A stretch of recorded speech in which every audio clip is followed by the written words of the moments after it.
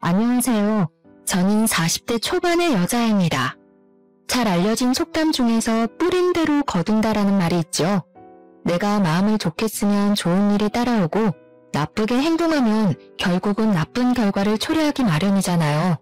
아직 나이를 많이 먹지는 않았지만 인생을 살아보니 그런 경우를 심심치 않게 보게 되는 것 같아요. 더군다나 얼마 전에 전 시어머니를 마주치고 나니 더욱 이 말이 생각이 났답니다. 전 시어머니를 마주친 건 정말 우연이었어요. 날씨가 좋아서 아직 돌이 안 된 아들을 유모차에 태우고 산책을 하던 중이었는데요. 작은 마트 앞을 지나가는데 경찰차도 와 있고 아주 소란스럽더라고요. 그래서 아기에게 시끄러울까봐 최대한 멀찍이 떨어져서 가려고 하는데 어떤 초라한 행색을 한 할머니가 마트 주인에게 바락바락 악을 쓰고 있었어요. 내가 누군지 알고 지금 이따위로 대접을 하는 거야? 저 길로 쭉 가면 갈비집 건물 나오지? 내가 거기 주인 마누라야. 이거 왜 이래? 아이고, 건물주 마누라가 소주 한 병 살 돈이 없어서 훔치려고 그랬어? 내가 돈이 없어서 빵을 훔쳤다던가 두부를 훔쳤다면 그냥 봐주고 말아. 그 처지에 술은 또 먹고 싶었나 보지? 뭐야? 이 옆에 내가 진짜 보자 하니까 그깟 돈 주면 될 거 아니야. 내일 갖다 준다니까 경찰까지 부르고 지랄을 떨어. 계속 이렇게 소란 피우시면 공무집행 방해죄도 추가됩니다. 얼른 차 타세요. 마트 주인에게 악을 쓰는 목소리를 들으니 본능적으로 뒷덜미가 찌릿하더라고요. 혹시나 하고 얼굴을 보니 벌써 술을 먹었는지 얼굴이 벌개진 전 시어머니가 맞는 게 아니겠어요? 예전에는 옷도 화려하게 입고 머리도 항상 미용실 가서 세팅을 해서 50대 뺨칠 것처럼 생겼었는데 지금은 완전히 초라하게 늙은 할머니의 모습이었어요. 머리도 거의 백발에 마구 헝클어져 있더라고요. 저를 알아볼까 무서워 얼른 자리를 피하려고 열심히 유모차를 밀었답니다. 전 시어머니 쪽을 한번 흘깃했는데 글쎄 눈이 딱 마주쳤지 뭐예요? 순간 저를 알아본 전 시어머니가 저를 향해 고래고래 소리를 치기 시작했죠. 너 맞지? 야, 이리 와봐. 제가 내 며느리야. 야, 어딜 도망가 이리 와. 전 시어머니가 저를 향해 쫓아오려는데 경찰이 딱 잡고 막아서더라고요. 정말 다행이었죠. 저는 악에 바친 전 시어머니의 목소리를 뒤로 한 채 얼른 집으로 돌아와서야 한시름 놓을 수 있었어요. 아기를 키우느라 한동안 전시무대에 잊고 살았는데 그때 기막혔던 일들이 영화처럼 머릿속을 스쳐가네요. 사연을 다 들으시면 여러분도 그때 제가 얼마나 충격을 받았을지 이해를 해주실 것 같아요. 그럼 제 이야기를 한번 시작해 볼게요. 저는 40대 초반까지 결혼을 하지 않았던 골드미스였어요. 대학교를 졸업하고 바로 중견기업에 취직해서 열심히 일만 했죠. 주변 친구들은 다 결혼하고 아이까지 낳을 때 저는 일만 했으니 팀장이란 직함은 얻었지만 항상 마음이 공허하더라고요. 이대로 자유롭게 살자고 생각이 들다가도 친구 돌잔치에 가면 또 그렇게 부러울 수가 없고요. 그러던 중에 친구의 지인이었던 남편과 우연히 만나게 되었죠. 오랜만에 만난 대학교 동창과 회사 근처에서 저녁을 먹고 있었는데 마침 친구의 지인이던 남편이 지나가다가 아는 척을 하더라고요. 그렇게 합석을 하게 되어 같이 얘기를 나누게 되었는데요. 남편은 저보다 3살이 많았는데 작게 사업을 하고 있다고 하더라고요. 그래서 그런지 성격이 활발하고 호탕한 것 같았어요. 평소 제가 남자다운 성격을 가진 남자를 좋아해서 그런지 살며시 호감이 생기더라고요. 그렇지 않아도 내가 두 사람 소개시켜주면 어떨까 생각했는데 정말 인연인가 봐. 이렇게 만나네? 이렇게 아름다우신 분이 아직 싱글이란 말이야? 진작 소개해줬어야지. 저는 남편의 너스레에 부끄러웠지만 싫지는 않더라고요. 그렇게 연락을 이어가며 몇 번 만나다 보니 자연스레 사귀는 사이가 되어 있었죠. 서로 나이가 많이 찼다 보니 결혼 얘기도 빠르게 나오게 되더라고요. 만난 지 1년도 되지 않았는데 남편이 프로포즈를 했고 저도 받아들였죠. 처음 시댁에 인사를 드리러 가게 되었는데 제가 아무래도 나이가 있다 보니 좀 긴장이 많이 되었답니다. 시댁은 5층짜리 건물 가장 꼭대기층에 살고 있었는데 그 건물이 시부명이라고 하더라고요. 1층은 그 동네에서 유명한 갈비집이 들어와 있어서 보통 동네에서 갈비집 빌딩이라고 부른다고 했죠. 건물에서 나오는 월세로 생활을 하신다고 하는데 금전적으로 넉넉하게 지내고 계시는 것 같았어요. 집 안에 들어가 보니 시모가 원해서 인테리어를 새로 한 지 얼마 되지 않았다고 해요. 아주 현대적으로 삐까번쩍하게 꾸며놨더라고요. 우리 아들이 너무 잘나서 어떤 여자를 데려올까 했는데 생각보다 나이가 많네. 사실 우리 아들 능력이면 20대랑도 결혼할 수 있는데 비슷한 나이대면 서로 생각도 맞고 좋지 뭘 그래. 너무 어린 것보단 사회생활을 좀 한 게 낫다. 어머, 그래서 당신은 10살 넘게 차이 나는 신부를 맞았어요? 시모가 시부에게 엄청 아양을 떨더라고요. 시부도 싫지 않은지 그 모습을 마냥 바라만 보고 있는데 좀 일반적인 부분은 아닌 것 같은 느낌이 들었어요. 시모의 차림새도 보통 그 나이대보단 훨씬 젊게 입어서 제 언니라고 해도 믿겠더라고요. 역시나 나중에 남편에게 물어보니 친어머니는 암에 걸리셔서 남편 20대 초반일 때 돌아가셨다고 해요. 그리고 시부는 지금의 시모와 10년 전에 재혼을 하셨다고 하더라고요. 친정 부모님은 다 은퇴하셨다고? 그럼 생활은 뭘로 하셔? 우리처럼 건물이 있나? 아님 돈 나올 구멍이 따로 있어? 아버지가 연금을 넉넉하게 받으시는 편이라 그걸로 생활하고 계세요. 제가 매달 용돈 챙겨드리고 있고요. 뭐 그럼 딱히 넉넉하진 않겠네. 우리 집안이랑 좀 차이가 나서 좀 그렇네. 그나저나 결혼하면 시부모 용돈도 똑같이 챙겨줘야 되는 거 알지? 그런 건 기본 중에 기본이잖아. 애들 힘들게 일하는데 용돈은 무슨.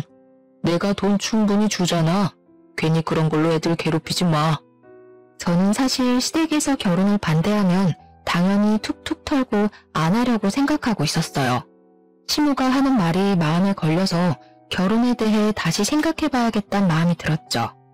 친구들에게 하도 고부 갈등에 대한 하소연을 많이 들어서 굳이 피곤하게 그런 걸 경험하면서 살고 싶진 않았거든요.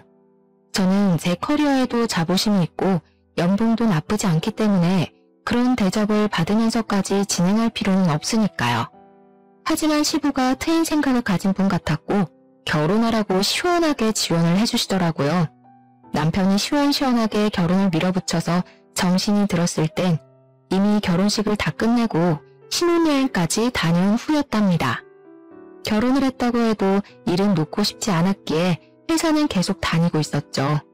남편도 사업을 하다 보니 매일 밤늦게 들어와서 신혼생활을 잘 즐기지를 못하겠더라고요. 저는 퇴근하고 오면 너무 힘들어서 빨리 쉬기 바쁘고 남편은 거의 밤에 오니 같이 저녁을 먹을 때도 별로 없고요. 이런 게 결혼인가 싶고 오히려 연애할 때보다 더 외로운 기분이 들기도 했죠. 다 잡아둔 물고기라고 생각을 하는지 연애할 때는 그렇게 연락도 자주 하더니 이제는 늦게 들어와도 연락 한 통 없었어요. 저도 서운함이 계속 쌓여가니 서로 서먹해진 상황에서 어느 날 남편이 출근 전에 이런 말을 하는 거예요. 근데 우리 나이도 있는데 아기를 먼저 가져야 되지 않아? 나는 나를 닮은 애를 꼭 갖고 싶거든. 그런 말을 전혀 안 하다가 갑자기 들으니 당황스럽긴 한데 난 사실 회사 일도 바쁘고 나이 때문에 아이가 금방 찾아오긴 힘들지 않을까 싶어. 만약 시도해봐도 안 되면 난 딩크도 생각한 적 있긴 하거든. 딩크? 말도 안 되는 소리 하지 마. 결혼했으면 무조건 한 명이라도 아이는 낳아야지. 당신 일이야. 아이 낳고 다시 해도 되잖아. 지금 뭐가 급한지 몰라? 저도 저를 빼닮은 아기를 갖고 싶었고 남편이 너무나도 아이를 원했기 때문에 열심히 노력해보기로 했어요. 친정엄마가 임신이 잘 되는 한약도 지어다 주셔서 빼놓지 않고 먹었죠.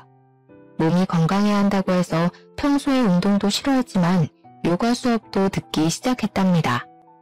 저는 제 나름대로 노력을 하고 있는데 먼저 임신 계획하자던 남편은 무슨 생각인지 전혀 협조를 안 하더라고요. 사업한다고 일주일에 5일은 술을 먹고 들어오길래 아이가 갖고 싶으면 술을 끊어야 한다고 몇 번이나 말해도 듣지 않았죠. 당신 아기 갖고 싶다며 내가 술 먹지 말라고 했지. 내가 운동을 하라고 했어. 인스턴트를 못 먹게 했어. 그런 거 다 못해도 술이라도 끊어달라고 했잖아. 어이씨, 네가 사업에 대해 뭘 알아. 사업은 접대야. 거래를 틀려면 접대를 해야 된다고. 이게 다 일하는 거라니까? 나만 한약 먹고 운동하고 노력하면 뭐해. 하늘을 봐야 별을 따지. 나중에 내 탓하지 마. 야, 애는 네가 낳는 거지 왜 나한테 그래? 네가 20살이었어 봐. 내가 술을 먹든 말든 그게 무슨 상관이야? 매일 같은 문제로 싸우기 시작하니까 남편한테 점점 정이 떨어지더라고요. 결혼을 해도 행복하지가 않고 매일 스트레스를 받으니 점점 후회가 되기 시작했어요. 저는 더 이상 남편이 술을 먹고 와도 말도 걸지 않고 먼저 자버렸죠. 그랬으면 저의 달라진 태도를 알아채고 반성을 해야 되는 거 아닌가요? 제가 신경을 껐다고 생각을 했는지 아예 새벽 늦게 들어오는 날이 점점 늘어나기 시작했답니다. 그러던 어느 날은 인사불성이 돼서 회사 직원이 집까지 데리고 왔더라고요. 남편은 현관복도에 널브러져서 여기가 어딘지도 모르는 모양이었어요. 남편이 토를 하려는지 자꾸 욱욱대서 남편을 억지로 일으켜 앉혔죠. 그리고 귀 양쪽에 비닐봉투를 걸어버렸답니다. 야, 이거 뭐야? 아, 답답해. 아, 이거 빼. 야, 예솔아. 우리 예솔이가 제일 부드럽다니까. 남편이 비닐봉투를 확 빼더니 제 다리를 쓰다듬기 시작했습니다. 저는 너무 화가 나서 온 힘을 다해 남편 얼굴을 확 밀쳐버렸답니다. 남편이 억소리를 내면서 바닥에 머리를 쿵 찧었어요. 정말 남편이 나를 배신했다는 생각에 너무 실망스럽고 화가 머리끝까지 났죠. 이런 남자를 믿고 아이를 가지려고 노력하는 게 맞는 건가 싶은 마음이 들었답니다. 그 뒤로 한동안 저는 남편과 단 한마디 말도 섞지 않았어요.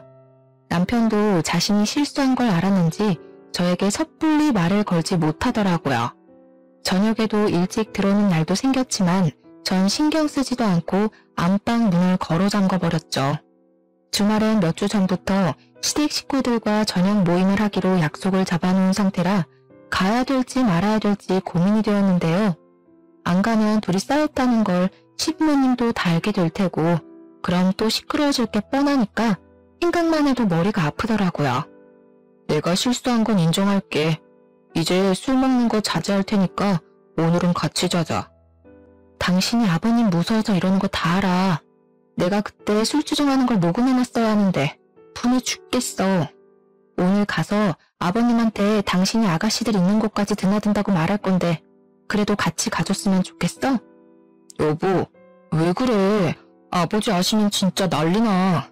돈 빌려주신 거 당장 갚으라고 하실 거라고. 접대 때문에 어쩔 수 없이 한두 번 간 거야. 술 취해서 제정신 아니었잖아. 한 번만 봐줘. 다신 안 그럴게. 기분 좀 풀어, 응? 알았어. 그럼 오늘은 같이 가줄 테니까. 난 더 이상 아이 가지려고 노력 안 할 거니까 그렇게 알아. 당신 태도가 바뀌면 그때 생각해 볼 거야. 그렇게 남편과 함께 시댁으로 향했어요. 사이가 서먹해져서 어색한 공기가 내내 감돌았죠.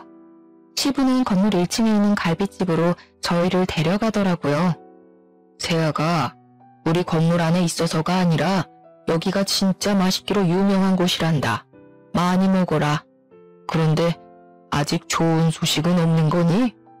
아이 여보, 아직 신혼을 더 즐겨야지 무슨 그런 소리를 해요. 애들 부담되게. 젊은 나이가 아니니까 얼른 아이 낳고 즐겨도 충분하다. 내가 자식은 이놈 하나라 손이 아주 귀해. 내가 손주 하나만 있으면 소원이 없겠다. 새아가가 아들만 낳아주면 내가 이 건물 너희들 공동명의로 바로 증여해주마. 정말이요? 아버지 눈에 흙 들어가실 때까진 절대 안 주신다면서요. 아들만 낳으면 증여해 주실 거예요? 여보, 기분 좋다고 너무 앞서 나가시네. 아직 아기도 안 가졌는데 그런 약속을 하시고. 실없는 소리라고 생각해들. 허튼 소리 아니다. 내가 오래 생각한 끝에 새아가를 보고 얘기하는 거니까 새아가는 떡두꺼비 같은 손주만 나에게 안겨다오. 저는 사실 건물엔 크게 관심이 없어서 시큰둥했는데요. 준다면야 감사히 받겠지만 아들 낳으라는 조건을 저렇게 거시니 기분이 썩 좋지는 않았어요. 저는 제 나름대로 돈도 잘 벌고 있고 제 힘으로도 충분히 나중에 우리 힘으로 집도 장만할 수 있을 거라는 자신감이 있었거든요. 하지만 남편은 그 말을 듣고 얼굴에 광채가 돌더라고요. 그동안 어지간히 아버지 건물을 받고 싶었던 모양이었어요. 느낌이 싸해서 시모 쪽을 돌아봤는데 저를 찌려보고 있다가 얼른 시선을 거두더라고요. 시모는 밥을 먹는 내내 말도 한마디도 안 하고 굉장히 기분이 나빠 보였죠. 그 일이 있고 몇 주 정도 흘렀을 때였어요. 회사에 있는데 뜬금없이 시모가 전화를 했더라고요. 전에 저녁 식사하기 전까진 거의 매일 아침마다 이상한 건강 관련 메시지나 쓸데없는 동영상을 보내와서 스트레스를 받고 있었는데요. 요즘은 통 연락이 없길래 굉장히 편했는데 전화가 오니 살짝 당황스러웠죠. 뭐 퇴근 시간 아니니? 집에 몇 시에 도착하니? 내가 기니 할 말이 있으니까 집으로 가마. 오늘 저녁이요? 일이 밀려서 좀 늦게 퇴근할 것 같은데 어떡하죠? 미리 연락을 주시면 좋았을 텐데요. 며느리인 네가 시어머니 내 시간에 맞춰야지 내가 네 뒷공문이 쫓아다니리? 잔말 말고 일찍 퇴근해서 집으로 와. 난 벌써 니네 아파트 근처에서 기다리고 있으니까. 널 보면 한 번에 내내 한 적이 없어 아주. 저는 어쩔 수 없이 일찍 퇴근해서 집으로 달려갔어요. 시모는 못마땅한 얼굴로 현관문 앞에 서 있더라고요. 비밀번호는 절대 알려주고 싶지 않아서 조금만 기다리라고 했더니 그게 마음에 안 든 눈치였답니다. 부랴부랴 가방을 내려놓고 소파에 앉아있는 시모한테 주스를 건네주고 옆자리에 앉았죠. 무슨 급한 일이라도 있으세요? 하실 말씀이 뭐예요? 아니 그냥 뭐 이거 좀 전해주고 안부도 묻고 하려고 왔지. 자, 이거 받아라. 네가 일을 많이 하는 것 같아서 내가 내 보약 지으면서 한 첩 같이 지었어. 매일 빠뜨리지 말고 먹거라. 아, 안 그러셔도 되는데. 네, 감사합니다. 근데 너희 아기 가지려고 노력은 하고 있니? 낳을 생각이 확실히 있는 거고 요즘 둘 다 너무 바빠서 딱히 노력할 시간이 없긴 하네요. 아버님께서 뭐라고 하세요? 아니 그게 아니고 사실 나는 아기 안 가져도 괜찮겠다는 생각이 들어서 말이야. 네가 사실 아기 가지기가 좀 힘든 나이 아니니? 너무 스트레스 받지 말라 이거지. 요즘 젊은 사람들은 아이 안 갖고 둘이서 재밌게 사는 사람들도 많더라. 아, 네. 근데 재우씨가 아이를 너무 원하긴 해서요. 저도 한 명은 낳고 싶어서 생기면 축복이죠. 재우야 그렇다 쳐도 너도 속이 훤히 보인다. 너도 건물이 받고 싶긴 한가 보구나. 그거 아버님이 그냥 하신 말씀이니까 흘려들어. 요즘 시대에 너처럼 자기 일하면서 사는 게 좋은 거야. 아기 가지면 회사도 관둬야 되지 않니? 여러모로 잘 생각을 해봐라. 시모는 쌀쌀맞게 말을 끝내고는 바쁘다면서 횡하고 가버리더라고요. 아이를 갖길 바랄 줄 알았는데 완전히 반대로 말을 하니까 어안이 벙벙했어요. 왠지 저를 견제한다는 느낌도 들고 여러모로 건물 때문에 속보이는 말을 많이 꺼내더라고요. 시모가 덩그러니 놓고 간 한약 상자를 보니 솔직히 먹고 싶지가 않았죠. 마침 지금 먹고 있는 한약도 있으니까 굳이 또 먹을 이유는 없어서 그냥 창고에 처박아 두었답니다. 그런데 하루는 이상하게 남편까지 일찍 들어와서 저를 들들 볶더라고요. 저와 눈만 마주치면 임신 얘기를 하는 통에 스트레스가 쌓일 만큼 쌓여 있었거든요. 제가 애 낳는 기계도 아니고 뚝딱하면 애가 들어서는 것도 아닌데 주변에서 왜 저를 갖고 난리를 치는지 미치겠더라고요. 다음 달에도 임신 안 되면 우리 시험관이나 그런 걸로 해보자. 사실 당신 나이 때문에 자연 임신 안 될 확률이 많대. 시험관만 하면 애가 자판기에서 나오듯이 나올 줄 알아? 그게 얼마나 힘든 건데. 난 매일 주사도 맞아야 되고 왜 나만 힘든 걸 다 견뎌야 되는데? 야, 그럼 내가 낳냐? 여자가 낳는 거잖아. 나도 답답하다고. 에이, 이럴 줄 알았으면 어린애랑 결혼하는 건데 아버지가 갑자기 그런 걸로 건물 준다고 할 줄 누가 알았냐고. 지금 그 건물 받으려고 이 난리를 치는 거야? 아기를 무슨 돈 버는 수단으로 생각하니? 당신은 막상 아기 낳으면 똥기저귀 한번 안 갖다 버릴 위인이야. 나야말로 당신이 이렇게 임신으로 나 스트레스 줄 줄 알았으면 절대 결혼 안 했어. 이게 보자 하니까 너 말 다 했어? 아, 이래서 나이 어린 애랑 결혼했어야 돼. 나이 많은 것들은 머리에 든 것만 많아서 허구한 날 꼬치꼬치 따지기나 하고 그럼 시험관 안 하겠다 이거지? 그럼 다음 달에도 임신 못하면 당신 그냥 다니는 회사 때려치고 집에서 쉬면서 몸 관리나 해. 뭐? 진짜 말 다 했어? 당신이 뭔데 회사를 관두라 말아야. 난 임신 안 하면 안 했지. 회사는 포기 못하니까 꿈 깨셔? 서로 언성이 높아지고 분위기가 점점 험악해져 가기만 했어요. 갑자기 남편이 악소리를 지르면서 식탁 의자들을 다 던져버리더니 쓰레기통을 발로 차서 거실에 확 던져버리는 게 아니겠어요? 거실 바닥이 쓰레기로 난장판이 되어버렸어요. 저는 너무 화가 나니까 머리가 띵해지더라고요. 남편을 죽어라 노려보니까 남편도 씩씩대며 지지 않고 쳐다보더라고요. 저는 주방 싱크대로 달려가서 모아두었던 음식물 쓰레기 봉투를 남편에게 확 던져버렸답니다. 봉투가 찢어지면서 남편의 티셔츠와 바지가 쓰레기 범벅이 되어 뚝뚝 떨어졌죠. 야, 이게 진짜? 냄새. 너 진짜 미쳤어? 당장 닦아 얼른. 너는 쓰레기 던져도 되고 나는 왜 안 돼? 마음 같아선 네 그 머릿속에 든 쓰레기 좀 싹 다 버리고 싶다. 어쩌면 그렇게 쓰레기 같은 생각만 하고 사냐? 저는 남편에게 쏘아붙이고 가방을 챙겨서 집을 나와버렸답니다. 남편의 밑바닥까지 본 기분이랄까요? 여느 때와는 너무 딴판인 모습에 같은 사람을 만나 싶었죠. 호탕하고 남자다운 줄 알았는데 알고 보니 여자를 우습게 알고 자기 자신만 생각하며 사는 이기적인 사람이었어요. 그 순간 제 자신이 너무 불행하게 느껴져서 제 숨통이 다시 트이려면 이혼을 해야겠다는 생각까지 들더라고요. 저는 바로 친정으로 갔고 일주일 넘게 집으로 돌아가지 않았답니다. 제가 남편과 싸웠다고 말하자 오히려 친정 부모님이 안절부절 못하시며 일단 집으로 가라고 하셨는데요. 하지만 저는 계속 오는 남편의 연락도 다 무시해버리고 회사만 열심히 다녔죠. 웬일인지 몸이 축축 처지고 밥도 잘 안 들어가는 날이 많아졌어요. 저는 남편 때문에 스트레스를 많이 받아서 컨디션이 안 좋아졌다고만 생각했죠. 퇴근하고 집에 간신히 와서 밥도 먹지 않고 바로 침대에 누워버리는 걸 계속 보시던 어머니가 한마디 하시더라고요. 어머, 얘 좀 봐. 너 생리 언제 했니? 상태를 보니까 아무래도 확인을 좀 해보는 게 좋겠다. 저는 엄마의 말에 설마 하고 달력을 찾아보았어요. 그런데 정말 2달째 건너뛰고 있는 게 아니겠어요? 임신 준비할 때는 매일 배란기를 확인하고 계산하는 게 일이었는데 남편과 헤어지기로 결심하고는 아무 신경도 쓰지 않았거든요.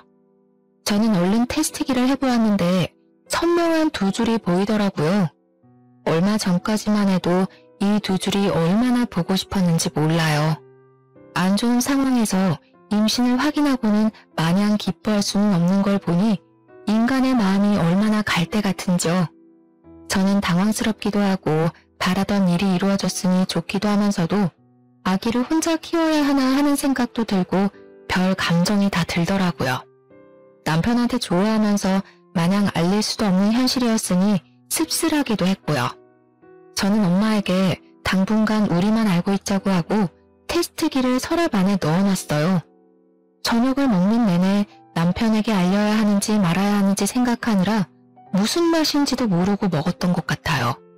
그때 초인종이 울리더니 남편이 상기된 얼굴로 들어오는 게 아니겠어요? 내가 아까 전화했다. 그렇게 바라던 임신을 했는데 알려줘야지.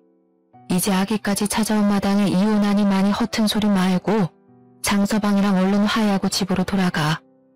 엄마, 내가 말하지 말라고 했잖아요. 이 인간이 나한테 어떻게 했는지 내가 다 얘기했잖아. 너도 잘한 거 없어. 장서방, 얼른 얘 데려가게. 또 우리 딸한테 막대하면 정말 그땐 그냥 못 넘어가네. 이제 아이도 가졌으니 아주 여왕처럼 떠받들어야 돼. 네, 장모님, 여부가 있겠습니까? 여보, 정말 내가 미안해. 나 그동안 진짜 반성 많이 했어. 우리 부모님은 당신 집 나간 것도 모르시니까 그냥 없던 일처럼 다시 집에 들어가면 돼. 우리 깜찍이랑 같이 집에 가자. 여보, 정말 고마워. 벌써 태명까지 지어서 호들갑을 떠는 남편을 보니 만감이 교차했어요. 미우나 고우나 아기 아빠인데 다시 한번 잘 지내보자고 마음을 먹었죠. 다시 집으로 들어가게 되었고 남편은 벌써 시부모님에게 제 임신 사실을 알렸더라고요. 마침 다음 날이 주말이어서 시부모님이 집으로 찾아오셨죠. 아가, 정말 고맙다. 아무쪼록 몸 조심하고 또 조심하거라. 떡두꺼비 같은 손주 녀석인 것만 확인하면 내가 바로 너희에게 건물 넘겨주마. 근데 아버지, 만약 딸이면 진짜 건물 안 주실 거예요? 우리 집안 대를 이을 손주 녀석이 태어나야 네 놈이 건물을 가질 수 있는 자격이 있는 거야. 딸이면 아쉽지만 둘째도 생각해봐야지. 아버님, 지금이 무슨 조선시대도 아니고 아들, 딸을 차별하세요. 그리고 요즘엔 딸을 더 좋아해요. 아이고, 왜? 딸이면 건물 못 받을까봐 지금 미리 손 쓰는 거니? 아직 5주라면서 벌써 김칫국들 마시기는. 어머니, 저는 건물에 욕심 없어요. 주시면 뭐 거절은 안 하겠지만 안 주셔도 괜찮아요. 왜 자꾸 제가 욕심내는 것처럼 말씀을 하세요? 내가 언제? 말이 그렇게 들렸다는 거지. 너는 그 말 대답 좀 그만해. 마흔 넘어서 용태애가 들어서니까 아주 기고만장하니? 시모가 저를 째려보면서 막말을 쏟아내는데 어이가 없더라고요. 누가 들으면 제가 건물 달라고 조른 줄 알겠더라니까요. 여기서 더 말을 이어가 봤자 뱃속의 아기에게 스트레스만 줄 것 같아서 속으로 참을 인자를 새기며 입을 꾹 다물었답니다. 남편은 정말 달라지려는 듯이 성실한 모습을 보여주기 시작했어요. 정말 바쁜 일이 아니고서는 저녁 먹을 시간에 들어오려고 노력하더라고요. 제가 입덧을 해서 밥을 못 먹고 수박과 오렌지 주스만 먹었거든요. 저녁이면 수박을 한 톡씩 사와서 다 썰어서 통에 착착 담아두기까지 하더라고요. 아기가 생기니까 이렇게 바뀔 줄이야. 정말 신기할 정도였어요. 그렇게 남편과 사이는 점점 회복되어 가고 있었는데요. 문제는 시모였어요. 자꾸 이상한 내용의 동영상을 보내기 시작하는 거예요. 너무 보기 싫어서 대부분 그냥 지워버렸는데 가끔 보면 아이 키우다가 너무 힘들어서 부부가 이혼한 이야기나 심한 건 유산되는 이유 보여주는 동영상 같은 걸 찾아서 보내는 거 있죠. 도대체 왜 시모가 삐딱선을 타고 있는지 이유를 모르겠더라고요. 제가 답장도 안 하고 아무런 대꾸도 안 하니까 어느 날 전화를 했더라고요. 살아있었네. 나는 하도 답장이 없어서 잘못된 줄 알았다 얘. 어머니, 말씀이 좀 그러네요. 그런 이상한 동영상 보내는 게 안부 물으시는 거였어요? 저 가뜩이나 입도 심해서 기운도 없고 일도 바쁘니까 이제 그만 보내주셨으면 좋겠어요. 이상한 거라니? 난 다 널 생각해서 보내는 건데 다 보면 앞으로 도움이 되는 건데 그걸 몰라. 너 가만 보면 시부 앞에선 꼬리를 살랑살랑거리면서 나는 부대접을 하는 것 같다. 너 내가 재우 친엄마 아니라고 지금 무시하는 거야? 제가 무슨 푸대접을 하나요? 그런 적 없어요. 어머니야말로 저 임신한 거 별로 달갑지가 않으신가 봐요? 뭐? 그게 무슨 벼락 맞을 소리야? 내가 얼마나 기쁘고 축복해주고 있는데 그딴 소리 들으니 기가 막히다. 내가 오늘 아기 신발도 사주려고 만나자고 전화한 거야. 오늘 퇴근하고 네 회사 근처 백화점에서 좀 보자. 아, 제가 요즘 몸이 너무 힘들어서요. 죄송한데 다음에 가면 안 될까요? 이거 봐라. 또 나를 무시하지? 내가 말하면 좀 내내 하고 따를 생각을 해야지. 7시에 정문 앞에서 기다릴 거니까 그렇게 알아. 가뜩이나 주스만 먹고 영양해가면서 회사 사람들에게 내색도 못하고 일도 일대로 다 하고 있는데 백화점까지 가려니 너무 힘들었어요. 저는 결국 시어머니를 만나서 백화점 안으로 들어갔죠.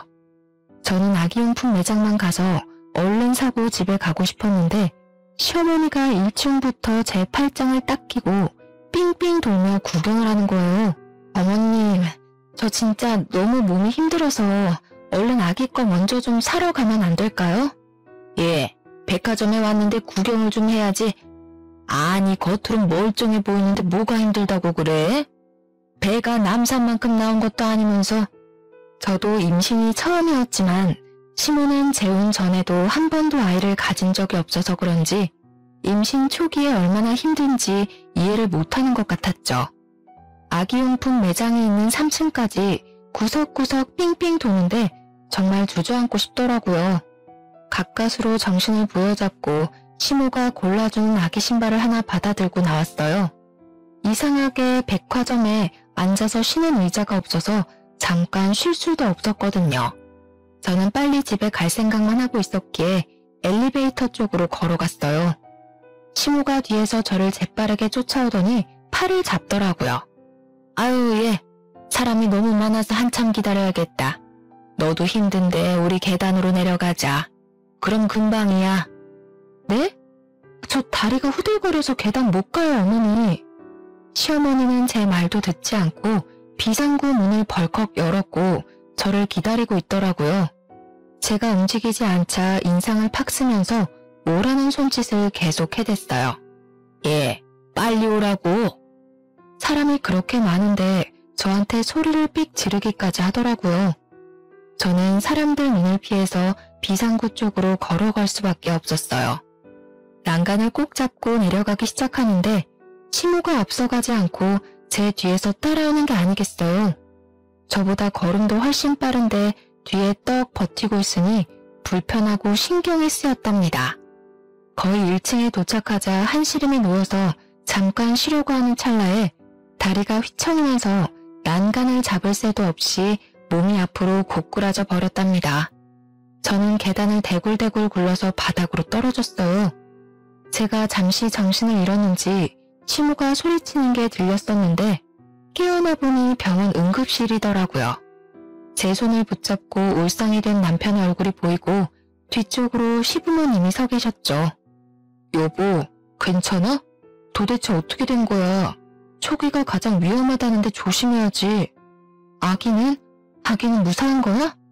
응, 다행히도 아기는 무사하대. 걱정하지 마. 나 아까 어머니 전화 받고 얼마나 놀랐는지 몰라. 시부가 엄청 뭐라고 한 모양인지 시모는 풀이 확 죽어있더라고요.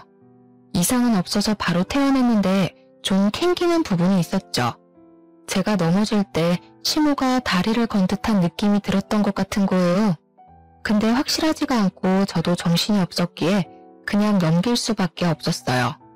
그 이후로는 왠지 시모와 거리를 둬야겠다는 생각이 들었답니다.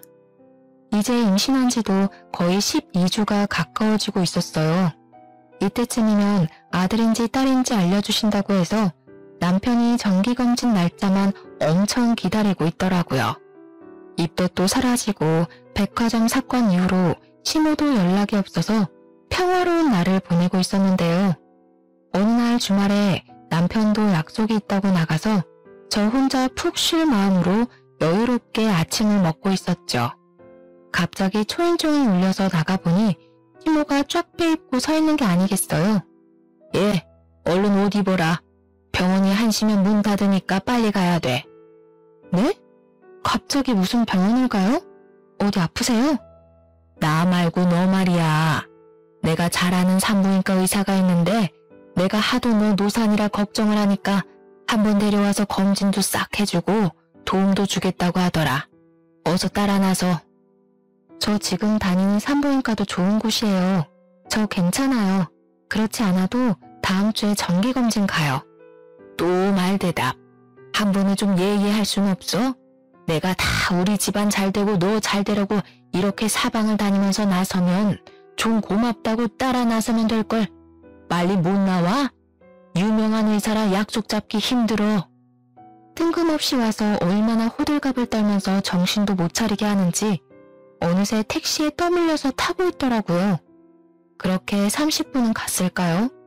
무슨 변두리에 있는 것 같은 허름한 병원에 저를 데려가더라고요. 유명하다더니 들어갔는데도 환자 한 명 없었고 간호사 딱 한 명 앉아있더라고요. 저는 기분이 너무 나빴지만 일단 시모가 하는 대로 지켜봤죠. 무슨 병원이 접수도 안 하고 바로 진료실로 들어오더라고요. 의사는 시모와 비슷한 또래의 남자였어요. 인상도 별로고 눈도 은은해 보여서 보는 순간 소름이 끼치더라고요. 그 의사한테 배를 보여줘야 한다니 너무 싫었는데 시모가 억지로 끌어서 침대에 눕히더라고요. 아주 건강한데? 그리고 아들이네? 이거 보이지? 뭐? 아니, 뭐요? 아들이요? 진짜 확실한 거예요? 저는 사실 그동안 초음파 사진을 보고 아들이라고 짐작은 하고 있었는데 이렇게 확인을 하게 되었네요. 시모는 아들이라는 소리를 듣고 얼굴이 파래지며 부들거리더라고요. 어머니, 저를 여기 왜 데려오신 거예요? 지금 설마 아들인지 아닌지 그거 확인하러 오신 거예요? 도대체 여기서 무슨 도움을 받으러 온 건데요? 저 지금 굉장히 기분이 나쁘거든요? 저는 의사 손을 팍 쳐버리고 침대에서 내려와 진료실 밖으로 나가버렸어요. 너무 열이 뻗쳐서 정수기에서 냉수를 한참 뽑아 마시고 심호흡을 했죠. 심호를 두고 그냥 나와버리려고 했는데 가방을 진료실 책상에 두고 왔더라고요. 그래서 다시 진료실 쪽으로 걸어갔는데 문이 살짝 열려진 채로 둘이 심각하게 얘기를 하고 있더라고요. 어떻게 방법 없겠어? 아니 하필 왜 아들이야? 혹시 먹으면 잘못되는 그런 약 같은 건 없어? 이미 손쓰기엔 너무 늦었어. 약 먹는다고 해도 잘못하면 장애아로 태어날 수도 있는 거고 아주 위험해. 그러게 내가 좀 더 빨리 끌고 오랬잖아. 저 화상이 말을 들어먹어야 말이지. 오늘도 끌고 오느라 얼마나 힘들었는데. 그럼 수술밖엔 방법이 없는 거야? 대화를 듣고 있으니 머릿속이 하얘지며 몸이 부들부들 떨려왔죠. 임신을 달가워하지 않는 건 느끼고 있었지만 이렇게 무서운 생각을 하고 있는지는 상상도 하지 못했으니까요.